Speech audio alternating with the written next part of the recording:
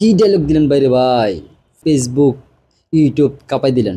মানুষরূপী হায়নাদের বিরুদ্ধে এত সুন্দর কথা বললেন, সকল প্রবাসী ভাইয়ের মন জুড়িয়ে গেল। হাজারো ভালোবাসা রইল আপনার প্রতি। কথাগুলো সকলেই শুনে যাবেন।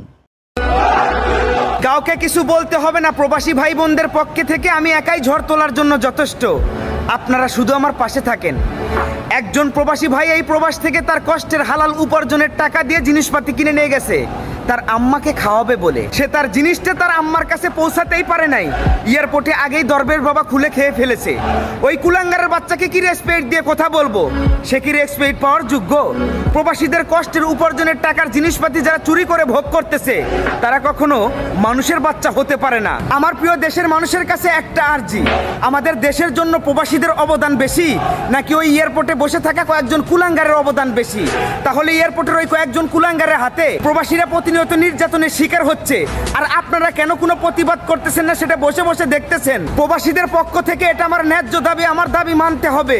আগামীতে প্রবাসীদের জন্য এয়ারপোর্টটা ঠিক রেল স্টেশনে ন্যায় করে দিতে হবে। আমাদের ইচ্ছে মতো আমরা উঠবো, নামবো, যাবো, আসবো। কোনো কুলাঙ্গারের বাচ্চা যেন আমাদের ব্যাগ চেকিং করতে না আসে। কথাগুলো সকলেই শুনে যাবেন। ভালো থাকবেন।